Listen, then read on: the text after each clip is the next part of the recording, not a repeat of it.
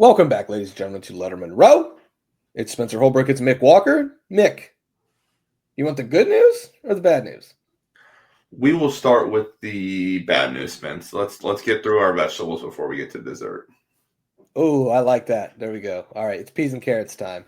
Luke Wafel, four-star defensive lineman, edge prospect from New Jersey, where Ohio State is having a lot of success on the recruiting trail, has committed to USC over Ohio State in what has been described, and we're not saying this as sour grapes, like this is legitimately just what it is.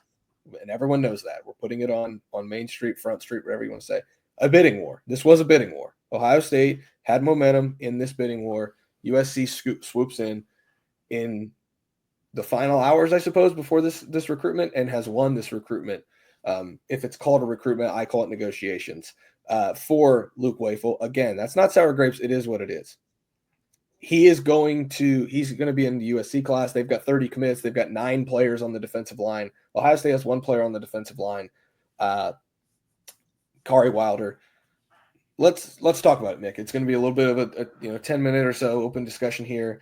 A lot of emotions from Ohio State fans. The Lettermen Lounge message board is not happy about this, and understandably so in some ways, but I think maybe not understandably so in other ways. So we're going to talk about it. What are your first thoughts, Mick, on Luke Wafel committing to USC over Ohio State? Yeah, it's hard. You got to talk about it kind of in a vacuum because obviously Luke Wafel was the guy they wanted desperately. That's why they went to the extent that they did. Like that's why they were going to have such a sizable offer in the first place until USC came in and kind of upped it. Not kind of until they came in and upped it and kind of swooped and did swoop this one away from Ohio State. So there's no doubt about it. Ohio State wanted him, but there's still very much targets on the board. Like you said, Kari Wilder is a defensive end, so you have 1. I think you want 1 to 3 this cycle. You had Jackson Ford on campus this past week, and I think things are good there. If Ohio State wanted to go all in on him right now, they could probably make a very good case to land him. You're having Landon Barnes come on into campus this weekend, the 4-star from Duncanville, Texas. He's another guy that it feels like if Ohio State really goes all in on, they have a real good shot at landing him after a spring visit. You're talking about like he was at Arizona State, Washington. Like he did visit LSU this past weekend, but overall, it's not anything too crazy when it comes to official visits and the other competitors in this recruitment. And then the big one is 5-star edge Carter Meadows was on campus last weekend as well. We don't get to talk about him at time because Carter doesn't do a lot of interviews, but I think that is one, especially knowing how far Ohio State is willing to go get a 5-star defensive end like they were willing to go for Luke Wafel. I think he's somebody that Ohio State fans should probably get familiarized with real quick because I think there's a big directive from Larry Johnson, Ryan Day, and Matt Patricia, the whole really defensive line power structure to get a 5-star defensive end. So that guy is still on the board, but losing Luke Wafel obviously is a sizable loss because I think he might have been the number 1 guy that Ohio State wanted on the defensive side of the ball, regardless of position. So big loss, but there are still we can temper it a little bit knowing that there's still targets on the board, and obviously you need to get those across the finish line, but we don't need to fire anybody or hire anybody. Like we don't need to do anything to that fullest extent just yet. Yeah, I mean it's June 19th, so there's still a long way to go. Not only in this recruitment, in Lincoln Riley's USC tenure, there's a long way to go in the college football season. There's a long way to go in continued discussions on what House settlement allows and doesn't allow, and what rules Ohio State's going to play by, and what rules can be bent.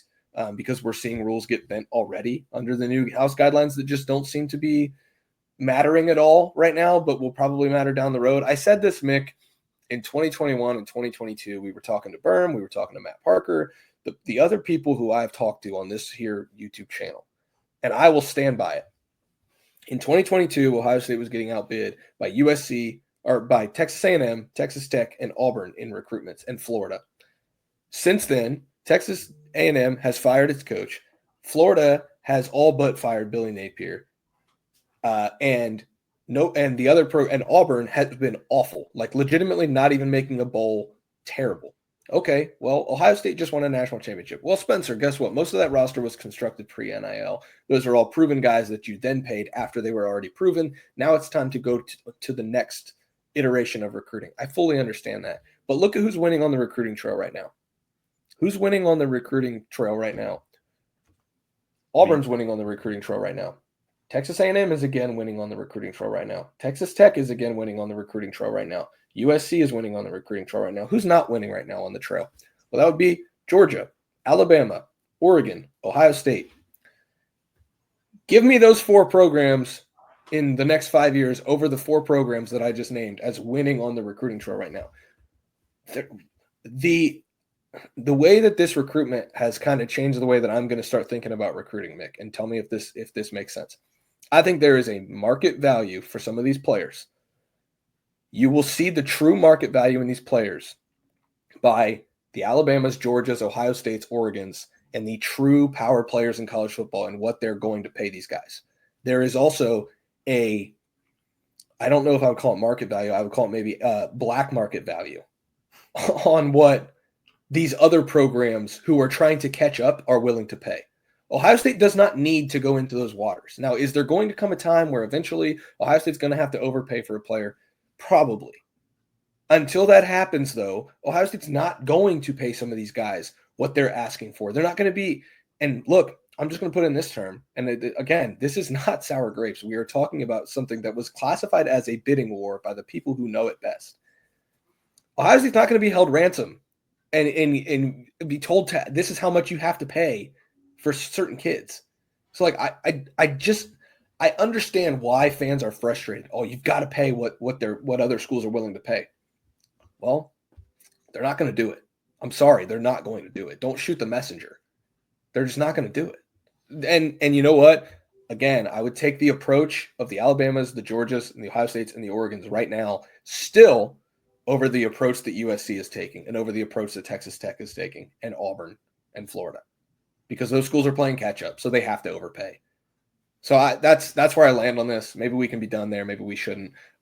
Like you said, the boards, there's still a lot of guys in there. Maybe I just rambled for no reason, but I'm just we can't talk in uncertain terms anymore. We've got to be more willing to talk about this stuff in a new era where these players are demanding a lot of money. So we need to talk about the money they're demanding. We can't just hide behind it anymore, I don't think, under new rules. You know, for the last 3 years, we've been tiptoeing around, well, they won this recruitment because of the relationship. No, that's just not true. And I'm done hiding behind that. Yeah, and like you said, Ohio State's not out here. They're not a poverty program. Like Chris Henry Jr. was compensated or is going to be compensated very well when he arrives in Columbus. I'm confident in that. Blaine Bradford is going to be taken care of very well whenever he makes the trip up from Baton Rouge to Columbus here in a couple months and he signs a letter of intent. Like, these things will be handled, and obviously, like you said, there's still guys on the board. But again, you mentioned the programs. Florida, they feel like they have something with DJ Lagway. Billy Napier is kind of on his last leg here. If he needs to make a break, they're spending a ton of money. Texas A&M, they want to make sure Mike Elko gets up off the ground, so they're spending a ton of money.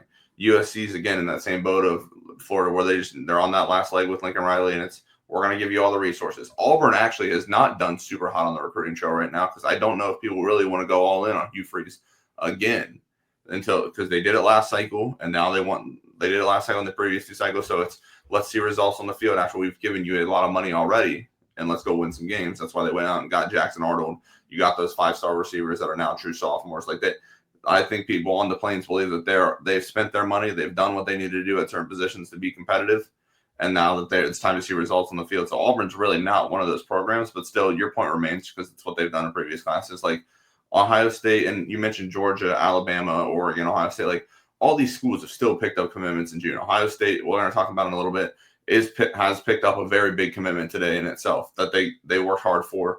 But obviously, again, I don't know, even if they beat out Alabama and Penn State for this prospect that we're talking about later, I don't even know if they were the highest bidder. They could have been maybe the second bidder. I don't know the numbers on this guy yet. But when you just look at it, like, Georgia's still winning. They got Justice Fitzpatrick from Ohio State. Alabama is still getting guys from California and the West Coast and staying in recruitments. And Oregon's going to get 5-star safety Jet Washington from Bishop Gorman, Las Vegas. Like, they're winning. But I think, like you said, all 4 programs have taken a very direct approach of, we need to win football games above all else. And if you don't want to be a part of winning football games, we can easily find somebody else to win football games. And that's what Ohio State's doing, because you still, like we said, Carter Meadows, Landon Barnes, Jackson Samuels Ford. Like, these are 3 good defensive ends that are still on the board. And I could talk you into Ohio State getting 2 of them to pair with Kari Wilder. And then that's not even talking about defensive line, where you guys have guys like Cam Brickle, Jameer Perez, Emmanuel Ruffin, Damari Simeon, Deuce Gerald's. Like, that's 5 defensive linemen, interior guys. And I think you can talk yourself into them getting 3 of those guys as well. So we're not doom and gloom, but obviously, like you said, bad news first, and that is that Luke Wake was headed off to USC because the Trojans anteed up and gave him money that he is not deserving of yet. and they're going to have to pay for even more money when he is deserving of that payday. Yeah, I mean, there's an Evan Stewart, or not Evan Stewart. There's a Dylan Stewart in here where South Carolina, in my opinion, for an unproven high school kid, overpaid for Dylan Stewart. Well, guess what? Year one, it paid off. But sometimes you're paying 5-star edge rushers and 4-star edge rushers over $1 million or $800,000 or whatever the number is. And On3 has reported that it's $2.2 million over 2 years for Luke Wafel. That's out in the public, so we can just say that. If he doesn't play as a true freshman a lot and have an impact, you're paying $1 million for somebody to sit on the bench. And that's just not what Ohio State is going to do. So, that it is what it is. Ohio State loses out on, and it is a loss. We're not sugarcoating this at all, and we're not crying about it. It is a loss. Ohio State did not win the recruitment for Luke Wafel. All right, Mick, is that good? We good on the bad news? Let's go to the win. Let's go to the win. Because Ohio State won a recruitment. And I know this is as slam dunk can get, but other programs gave Cincere Johnson everything possible to think about. But the Glenville native, the Cleveland native, the Glenville product, former teammate of Bryce West and Arvell Reese, and current teammate of 3-star defensive line target Florida commit Jameer Perez, and the Ted Gins of the world. Everyone knows the Glenville pipeline to Ohio State. Cincere Johnson commits to Ohio State, the linebacker prospect. I think looks a little bit like Arvell in the sense of the way he plays. Obviously coached by the same folks. Cincere was really liking what he was hearing from other programs, but now Ohio State has won this recruitment, and Cincere is the latest commit in this class. Ohio State has 2 linebackers committed now, CJ Sana from up in Olentangy, and then Cincere Johnson. James Laurinaitis building this class in the state of Ohio before he goes out and does some national big game hunting. Mick, you've seen a lot of Cincere Johnson. You're the recruiting expert, but you're also an Ohio high school football expert. What do you think of Cincere? How good is this player? And what's Ohio State getting in a new 4-star linebacker commit? Yeah, and before we even get into it, this is another, if we want to go back to USC and just cap it all off on that, USC wanted Cincere Johnson to come out, visit multiple times. They at one point, they had an official visit scheduled. Cincere said, no, I don't really want to worry about all that. I'm going to be fine with the 3 schools I got. He visited Ohio State, he visited Alabama, he visited Penn State, and ultimately picked the Buckeyes here today on June 19th. And what they're getting in Cincere Johnson is, and I wrote this on our 3 thoughts on our Lettermen Row front page. You guys can go there and read this now, but he is a true middle linebacker in every sense of the word. If there was a dictionary definition for a middle linebacker and they put a picture of it next to it, it would be Cincere Johnson in a red and black 8 jersey from Cleveland Glenville High School. He is mentally, he's all over. He is exactly what you need. He can command the defense, lead the defense, see the holes, has great vision as a linebacker. He also has great power, great strength. Physically, he is all there. He's 6'3", 240, 230 pounds. He moves incredibly well. He slimmed down his body. And this is the other big thing is he wanted to be at Ohio State. He didn't earn an offer at camp last summer. Went to work over that July and August, slimmed his body down, got ready, put together an amazing start to his junior season, earned an offer September, visited for multiple games, visited for multiple spring practices. He was here every opportunity he could get. Finally did what most Glenville guys did, and that's made the call on his official visit. Said, I want to be a Buckeye, told Ryan Day, told the team, told everybody there. And now he's announced it to the world here on June 19th. And like we said, big win for Ohio State because it's the guy that James Laurinaitis wanted to begin with. And we can talk about where they go nationally now, but in-state, they got their guy. I think they got probably the best in-state football player when it comes to the 2026 class in the state of Ohio. So tremendous win for Ohio State and Ryan Day in a day where obviously people are going to be focused on probably the loss over the win. Well, it's always the loss over the win. There are still people yelling about the Michigan game and not, instead of the national title. And look, I get it. I do get it. You miss out on a 5-star kid, you can be upset about that. But, at the same time, you got to celebrate you got to buy the T-shirt for the national championship game. You got to be happy about a 4-star linebacker committing to James Laurinaitis and helping restock this defense. I also think, you get Cincere Johnson in the class as a middle linebacker. You're only playing 2 linebackers. There's some versatility with what Matt Patricia wants to do with this defense and bending pieces to fit different spots. I like this pickup for more than one reason, because now you've got your middle linebacker. You can find a linebacker prospect that might also be in the mold of a CJ Hicks, instead of having to go out and still try to find true, never going to switch positions, never going to be anything but a middle linebacker. You got that guy in the class. Now you can go find a versatile piece that maybe isn't the traditional mold of a linebacker. I think that this commitment allows James Laurinaitis and Matt Patricia to kind of push the envelope on what their linebacker class could look like. And maybe this was a slam dunk home run, fastball right down the middle, easy pitch to swing at. I would agree with that. But also, I think it's bigger than maybe we realize right now, just because of what it affords James Laurinaitis and Matt Patricia the ability to now go do nationally from now until December when signatures start coming in through the fax machine. Yeah, and I think everybody assumes that everybody that goes to Glenville is going to end up in Ohio State. I think we assume that with Javier Perez, despite the fact that he's committed to Florida. He took his official visit to Ohio State last weekend. But Cincere Johnson has family, and I believe it's Tuskegee, Alabama. Like, he has family down there. He spent summers down there. Like, he is very familiar with the state of Alabama. He knows about the Crimson Tide program. Kalen DeBoer obviously recruited him hard. Their defensive coach, Courtney Morgan, their GM or whatever, Justin Hill, who signed with Alabama after choosing the Crimson Tide over Ohio State last cycle as an edge prospect, peer recruited him hard down there. But he still chose Ohio State, and James Laurinaitis and Ryan Day were able to get that done and kind of finalize this one. And like you said, now the focus turns nationally to really one guy, but two guys that we can mention here. The first guy everybody I think we would mention would be Tyler Atkinson from Grayson, Georgia. I don't think that one is trending the proper way for Ohio State right now. He was expected, and I think you and I were even told by a source last week standing on the field at a camp that he will be taking his official visit to Ohio State this coming weekend. That is no longer the case as we got into this week. It seems like Texas has now appeared and moved into a position where they are going to receive his final official visit this summer. I think Jeremy Birmingham first reported that, since confirmed by Hayes Fawcett of On3. So we have it confirmed from all angles now.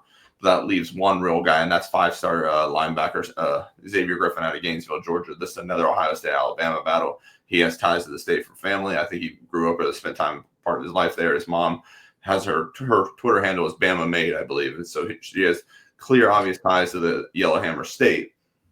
But James Laurinaitis has been working this one really hard, despite the fact that he was committed to USC for a while, and they got him on campus for an official visit. And I think, like we mentioned, I think Matt Patricia said, hey, I want a good defensive end this cycle. And I think he also would like to get a very talented linebacker. And again, they did that today with Cincere Johnson. But I think they also are trying to devote resources and make sure they go get a really good hybrid player, which is what Xavier Griffin is, can kind of line up on the edge and kind of play outside linebacker. So that one is trending. That one is set for a June 29th commitment date. And I don't think it's done yet, but Ohio State still has some work to do to get things trending towards them. Okay. Well, I mean, look, we're not all bad news here, and one thing we are done doing is sugarcoating things. So we're going to talk about this in dollars and cents, quite literally. Now that this is the new world, it's crazy that we've got front page headlines on LettermenRow.com that classify recruitment as a bidding war, when they've always been bidding wars, but everybody's allowed to do it now, and So it's a whole new world. Ohio State has a commitment, number, I think, 18 in this class, Cincere Johnson, the linebacker, second linebacker.